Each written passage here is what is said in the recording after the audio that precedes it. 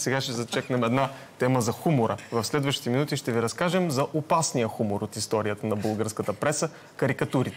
Повече за историята на рисуваната сатира и цената на свободата гледаме в рубриката "Задочна България" на Станчо Станчев. От освобождението до сега те са част от пресата у нас. Те са остри, влияят на мисленето, провокират дебат. Те са българските карикатури и техните автори. Красимир Илиев е изкуствовед и уредник на Софийската градска художествена галерия. Той изследва първите силни години на българската карикатура до началото на социализма у нас. Големият бум е по време на Първата световна война. Естествено, вестника и списанието са единствените медии. Наричат Александър Божинов баща на българската карикатура. Той е редактор на една от най-големите сцени за карикатура у нас, списание Българан, а неговият конкурент тогава е списанието Барабан. Това са две списания, които не воюват помежду си. Те са на една и съща писта. Пистата на войната и това противника да бъде осмян. Карикатурите започват да стават опасни през 20-те години на 20 век, когато започват гоненията срещу комунистическия режим. Най-известни от тогава са "Червен смях" и списвания от Пейчо Господинов и Александър Добринов "Скорпион". Заедно лежат в затвора заради тази карикатура.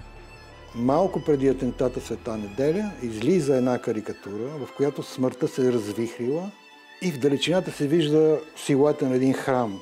След атентата и двамата, Пейчо Господинов и Александър Добринов, са арестувани по подозрение, че те са знали за този атентат. През 30-те и 40-те години на 20 век най-влиятелното хумористично издание е вестник "Щорец".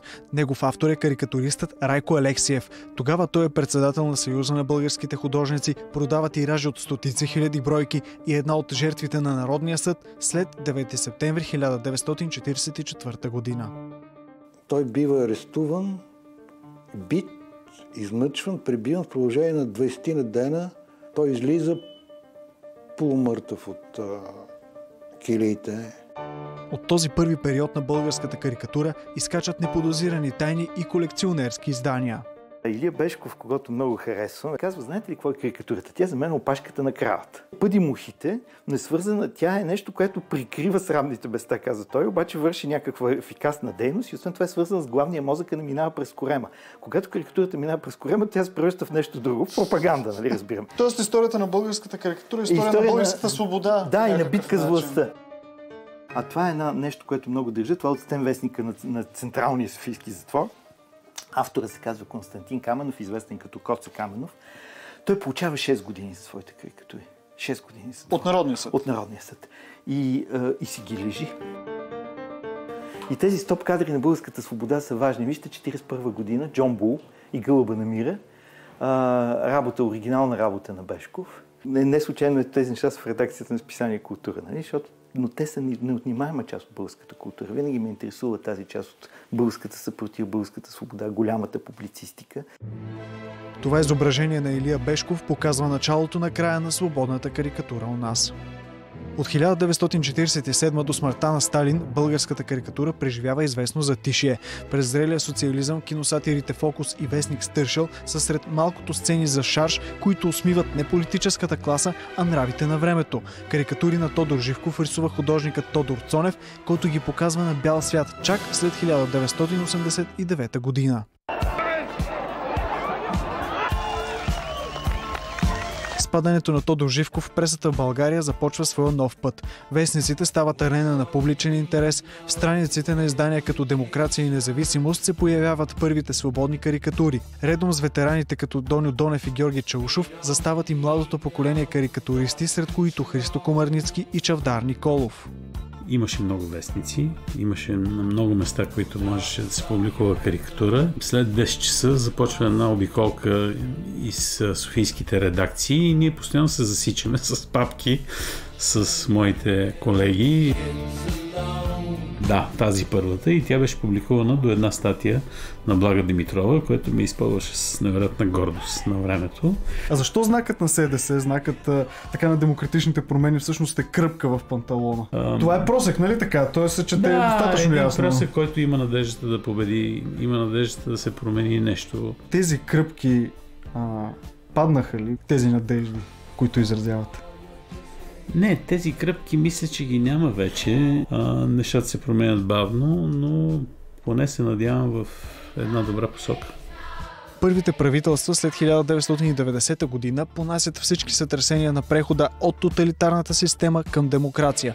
Министър-председателите като Андрей Луканов, Димитър Попов и Филип Димитров стават любими герои на карикатуристите. В тези години колко беше хонорара на карикатуристите? Помня, че някъде около 10 на 15, максимум 20 лева. Бях напуснал работа и се занимавах като фрилансър, дето се казва, с карикатура. И аз си бях направил един тефтер, където си записвам карикатурата в еди кой си вестник и хонорар, който си изплатени. И на края на месеца удрям чертата да видя дали съм постигнал твърдата си заплата или не. Но се постигаше. Това е падането на Филип Димитров от власт. Тя беше публикувана във вестник Guardian. Между другото, това беше любопитно. Тогава големи медии се интересуваха от това, което става в България, в Източна Европа. Царското управление започна много да зависи от ДПС. Колко е валидна и до днес тази карикатура?